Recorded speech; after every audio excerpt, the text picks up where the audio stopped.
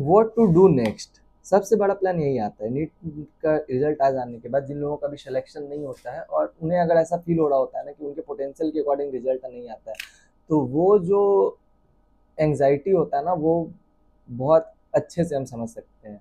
तुम लोगों का जो अभी जिस पीरियड जिस फेज में फंसे हुए हो ना, ऐसा नहीं है कि रिलेटेबल नहीं है, वो बहुत ज़्यादा रिलेटेबल।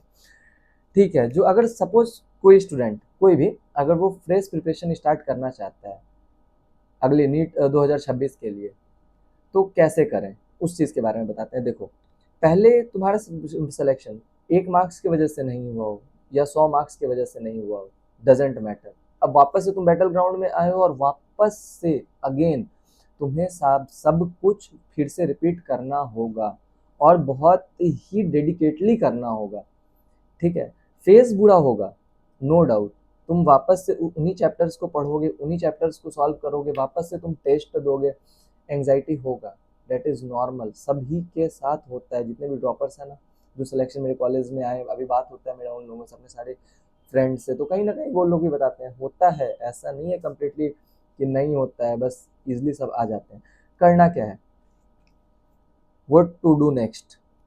गाइस, मल्टीपल रिसोर्सेज पे फॉलो मत रहना, never ever follow on multiple resources, कभी नहीं। मल्टीपल रिसोर्सेज पे फॉलो रहोगे, फॉलो करते रहोगे, कुछ नहीं होगा।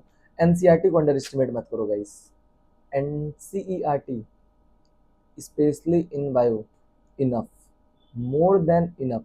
तुम किसी भी कोचिंग में पढ़ रहे हो ना, suppose let it be any coaching X Y Z, तुम किसी भी कोचिंग में पढ़ रहे हो ना, कोचिंग में पढ़ने के बाद कोचिंग का रोल तुम्हारे नीट के सिलेक्शन में ओनली 40% है, 40 to 30% कह लो। ठीक है, 40 to 30%। उसके अलावा सारा रोल तुम्हारे खुद के प्रिपरेशन का है। खुद के प्रिपरेशन में क्या क्या आता है, खुद के प्रिपरेशन जो 60 to 70% चीज़ें बच रही है ना खुद के सिलेक्शन के लिए, उनमें क्या क्या आता है जो इन तुम्हारे अपने हैंड में है। रिवीजन, कोचिंग्स, स्कूल्स ये तुम्हें केवल कंटेंट पढ़ा सकते हैं जस्ट वंस, और अब तो ऑनलाइन है तो तुम कंटेंट वहाँ से पढ़ सकते हो, लेकिन कंटेंट पे प्रैक्टिस थ्रू टेस्ट पेपर ये तुम्हें खुद से ही करना होगा, तुम्हारे अलावा कोई और नहीं। और हाँ, एक जो बहुत बड़ा मिस्टेक ये है कि हम लोग जब भी टेस्ट देते हैं ना, टेस्ट टेस्ट देने के बाद हम लोग बस ऐसे ही कैजुअली टेस्ट को दिए और ख़त्म किए। हम लोग कभी उसका एनालिसिस नहीं करते हैं टेस्ट पेपर का, जो कि सबसे बड़ा लैग पॉइंट, सबसे बड़ा गैप यही क्रिएट करके देता है। कोई मतलब नहीं है वैसे टेस्ट देने का, ठीक है, कि तुम केवल गए मजे मजे के लिए, पेपर देखे, 5 क्वेश्चन सही हुआ, 15 क्वेश्चन गलत हुआ और हम दोबारा उस पर एनालिसिस नहीं कर रहा ना, यकीन मानो मेरा, कोई मतलब नहीं है।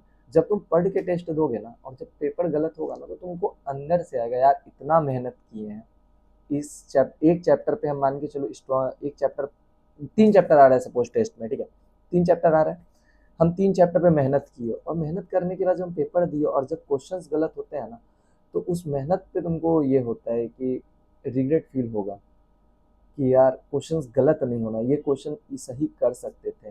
Total number of chapters almost 100 के आसपास है नीट में, ऑलमोस्ट 100, फिजिक्स केमिस्ट्री बायोलॉजी। जब तुम एक चैप्टर के साथ वैसा प्रिपरेशन कर सकते हो, वैसा ही सेम प्रिपरेशन तुम्हें 100 ऑफ चैप्टर्स के साथ करना होगा। 100 चैप्टर्स के साथ करने का मतलब ये हो गया ना कि तुम्हें डेडिकेटली उस चीज़ में देना होगा। जब मैं जहाँ पे और भी जितने सारे लोग 16 लाख 17 लाख जितने बच्चे कॉम्पीट कर रहे हैं ना इस रेस में, सब कुछ ना कुछ कर रहे हैं, तो एक क्वेश्चन तुम खुद से पूछ के देखना कभी कि तुम्हारा सिलेक्शन क्यों होगा, तुम क्यों सेलेक्ट होगे। अनटिल एंड अनलेस अगर तुम जो स्टैंडर्ड प्रोटोकॉल है प्रिपरेशन का अगर तुम वो फॉलो नहीं कर रहे हो, तुम फिजिक्स में एक चैप्टर का 200 से 300 क्वेश्चन अगर नहीं प्रैक्टिस किए हुए हो, ठीक है, तो तुम कैसे एक्सपेक्ट कर रहे हो कि तुम एक दिन उस 3 घंटे में बैठोगे और तुम्हारे सामने जब 100 चैप्टर्स का क्वेश्चन आएगा तो तुम उसको सही कर दोगे। उस लेवल तक कॉन्फिडेंस गेन करने के लिए पहले तुमको उस पर वर्क करना पड़ेगा और डेडिकेटली करना होगा। There is no any shortcut, no any shortcut. तुम्हारा तुम्हारा रिवीजन, तुम रिवीजन किसी भी चैप्टर को 1 घंटे में करो, 5 मिनट में करो, रिवीजन होना चाहिए, रिवीजन इज मस्ट। ठीक है, ऐसा नहीं है कि बिना रिवीजन के, बिना टेस्ट पेपर एनालिसिस किए, बिना अपने हेल्थ को अच्छे रखे, एक अच्छा प्रिपरेशन नहीं हो सकता है, नहीं।